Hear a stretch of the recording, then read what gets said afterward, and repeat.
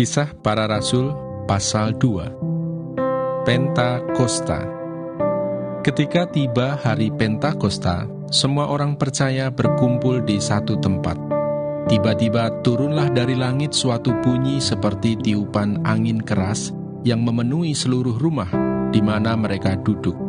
Dan tampaklah kepada mereka lidah-lidah seperti nyala api yang bertebaran dan hinggap pada mereka masing-masing.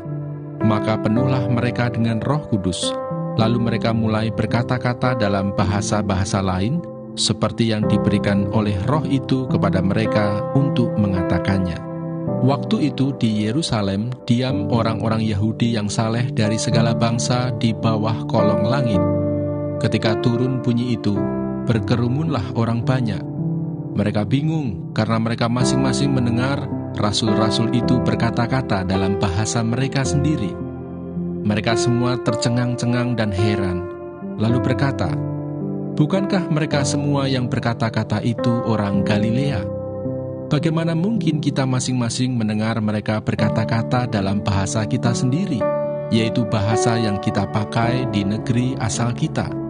Kita orang Partia, Media, Elam, penduduk Mesopotamia, Yudea, dan Kapadokia, Pontus dan Asia, Frigia dan Pamfilia, Mesir, dan daerah-daerah Libya yang berdekatan dengan Kirene, pendatang-pendatang dari Roma, baik orang Yahudi maupun penganut agama Yahudi, orang Kreta dan orang Arab.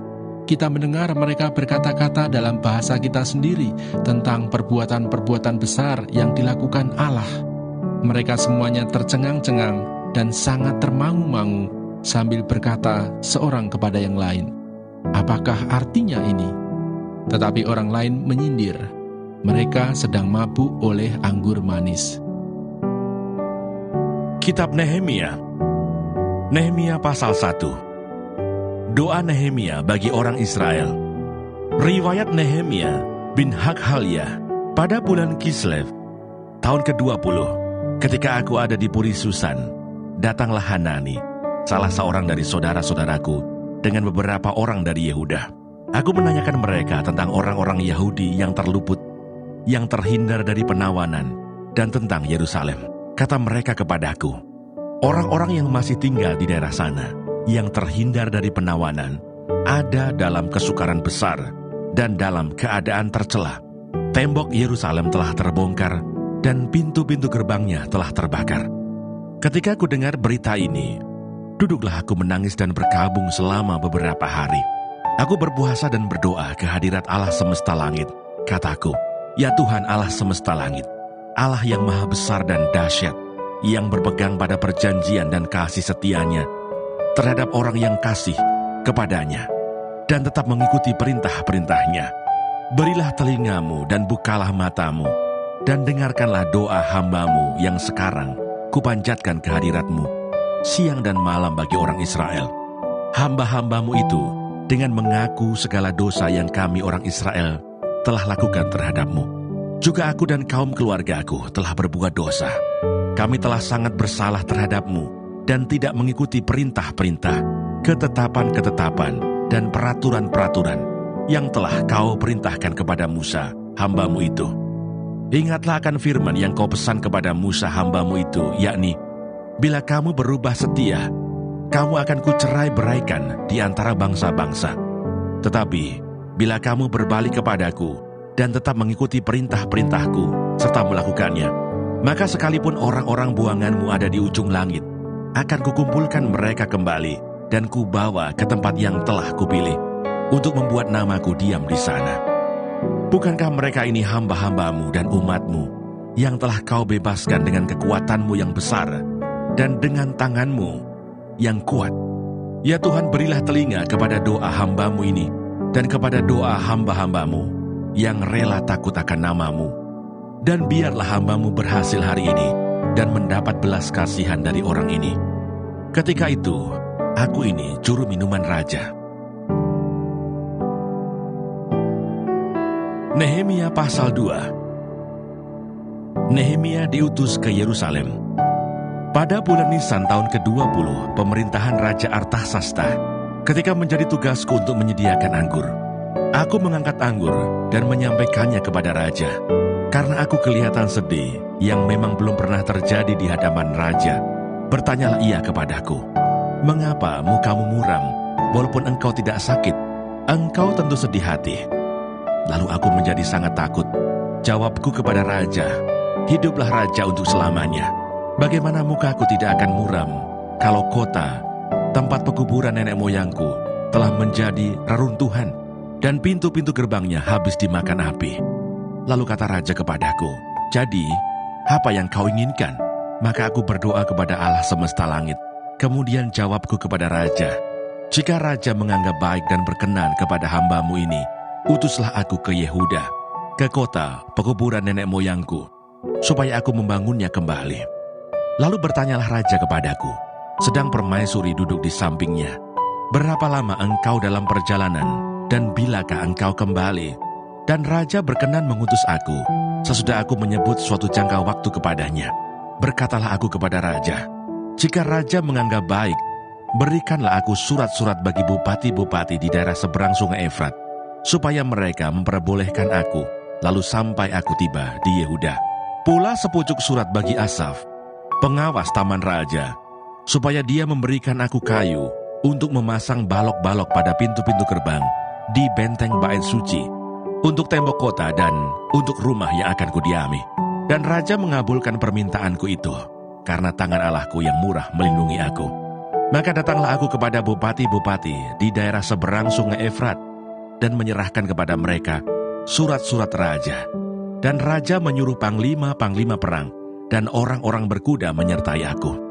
Ketika Sanbalat orang Horon dan Tobia orang Amon, pelayan itu, mendengar hal itu, mereka sangat kesal karena ada orang yang datang mengusahakan kesejahteraan orang Israel. Tekad untuk membangun kembali tembok Yerusalem. Maka tibalah aku di Yerusalem. Sesudah 3 hari aku di sana. Bangunlah aku pada malam hari bersama-sama beberapa orang saja yang menyertai aku. Aku tidak beritahukan kepada siapapun rencana yang akan kulakukan untuk Yerusalem yang diberikan Allahku dalam hatiku. Juga tak ada lain binatang kepadaku kecuali yang kutunggangi. Demikianlah pada malam hari, aku keluar melalui pintu gerbang Lebak ke jurusan mata air ular naga dan pintu gerbang sampah. Aku menyelidiki dengan seksama tembok-tembok Yerusalem yang telah terbongkar dan pintu-pintu gerbangnya yang habis dimakan api. Lalu aku meneruskan perjalananku ke pintu gerbang mata air dan ke kolam raja. Karena binatang yang kutunggangi tidak dapat lalu di tempat itu, aku naik ke atas melalui wadi pada malam hari dan menyelidiki dengan seksama tembok itu. Kemudian aku kembali, lalu masuk melalui pintu gerbang Lebak. Demikianlah aku pulang. Para penguasa tidak tahu kemana aku telah pergi dan apa yang telah kulakukan, karena sampai kini aku belum memberitahukan apa-apa kepada orang Yahudi, baik kepada para imam maupun kepada para pemuka, kepada para penguasa dan para petugas lainnya. Berkatalah aku kepada mereka, "Kamu lihat kemalangan yang kita alami, yakni Yerusalem telah menjadi reruntuhan dan pintu-pintu gerbangnya telah terbakar. Mari kita bangun kembali tembok Yerusalem supaya kita tidak lagi dicela." Ketika aku beritahukan kepada mereka betapa murahnya tangan Allahku yang melindungi aku, dan juga apa yang dikatakan raja kepadaku, berkatalah mereka, "Kami siap untuk membangun." Dan dengan sekuat tenaga, mereka mulai melakukan pekerjaan yang baik itu. Ketika Sanbalat orang Horon dan Tobia orang Amon, pelayan itu, dan Geshem orang Arab mendengar itu, mereka mengolok-olokkan dan menghina kami. Kata mereka, "Apa yang kamu lakukan itu? Apa kamu mau berontak terhadap raja?" Aku menjawab mereka, kataku, "Allah semesta langit, dialah yang membuat kami berhasil. Kami, hamba-hambanya, telah siap untuk membangun, tetapi kamu tak punya bagian atau hak dan tidak akan diingat di Yerusalem." Nehemia pasal 3. Para peserta dalam pembangunan. Maka bersiaplah imam besar Eliasib dan para imam, saudara-saudaranya, lalu membangun kembali pintu gerbang domba. Mereka mentahbiskannya dan memasang pintu-pintunya.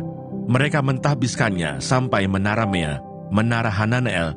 Berdekatan dengan mereka orang-orang Yeriko membangun, dan berdekatan dengan orang-orang itu Zagur bin Imri, Pintu gerbang ikan dibangun oleh Bani Senaa.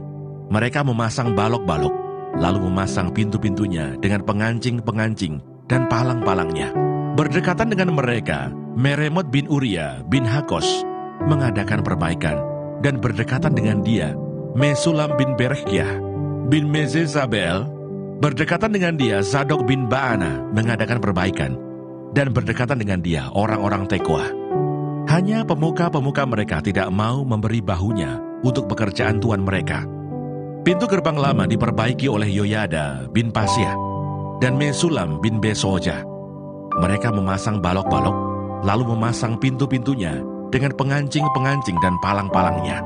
Berdekatan dengan mereka, Melaca, orang Gibeon, dan Yadon, orang Meronot, mengadakan perbaikan beserta orang-orang Gibeon dan Mispa yang berada di wilayah kekuasaan Bupati, daerah sebelah barat sungai Efrat.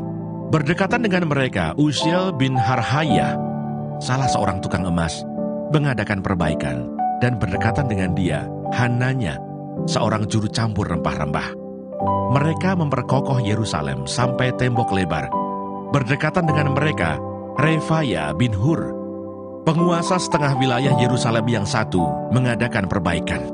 Berdekatan dengan dia, Yedaya bin Harumaf mengadakan perbaikan tepat di depan rumahnya, dan berdekatan dengan dia, Hatus bin Hasabneah, Malkia bin Harim, dan Hasub bin Pahat Moab memperbaiki bagian yang lain dan menara perapian. Berdekatan dengan mereka, Salum bin Halohes, penguasa setengah wilayah Yerusalem yang lain, mengadakan perbaikan bersama-sama anak-anak perempuannya. Pintu gerbang lebak diperbaiki oleh Hanun dan penduduk Sanoah. Mereka membangunnya kembali dan memasang pintu-pintunya dengan pengancing-pengancing dan palang-palangnya. Pula tembok diperbaiki sepanjang 1000 hasta sampai pada pintu gerbang sampah. Pintu gerbang sampah diperbaiki oleh Malkia bin Rekab, penguasa wilayah Bet-Kerem. Ia membangunnya kembali dan memasang pintu-pintunya dengan pengancing-pengancing dan palang-palangnya. Pintu gerbang mata air diperbaiki oleh Salum bin Kolhose, penguasa wilayah Mispa. Pintu gerbang itu dibangunnya kembali, diberinya atap, dan dipasangnya pintu-pintunya dengan pengancing-pengancing dan palang-palangnya. Juga diperbaikinya tembok kolam penampung air saluran dekat Taman Raja sampai pada tangga-tangga yang menurun dari kota Daud. Di sampingnya, Nehemia bin Asbuk, penguasa setengah wilayah Betsur, mengadakan perbaikan sampai di depan pekuburan Daud dan sampai pada kolam buatan dan rumah para pahlawan. Di sampingnya orang-orang Lewi mengadakan perbaikan, yakni Rehum bin Bani, dan berdekatan dengan dia Hasabiah, penguasa setengah wilayah Kehila yang satu untuk wilayahnya. Di sampingnya saudara-saudara mereka, yakni Binui bin Henadad, penguasa setengah wilayah Kehila yang lain, mengadakan perbaikan. Berdekatan dengan dia Eser bin Yesua, penguasa Mispa, memperbaiki bagian yang berikut di depan pendakian ke gudang senjata dekat sudut. Di sampingnya, Baruch bin Sabai memperbaiki bagian yang berikut dari sudut sampai pada pintu masuk rumah imam besar Eliasib. Di sampingnya, Meremot bin Uria bin Hakos memperbaiki bagian yang berikut dari pintu masuk rumah Eliasib sampai pada ujung rumah Eliasib. Di sampingnya para imam, orang-orang dari lembah Yordan, mengadakan perbaikan. Di samping mereka, Benyamin dan Hasub mengadakan perbaikan di depan rumah mereka.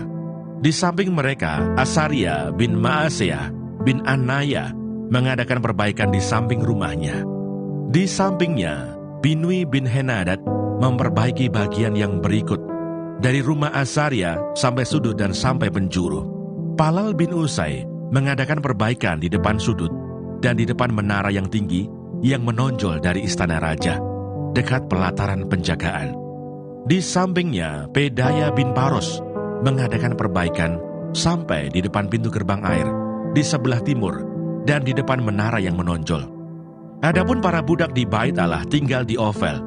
Di samping Pedaya, orang-orang Tekoa memperbaiki bagian yang berikut dari depan menara besar yang menonjol itu sampai tembok Ofel.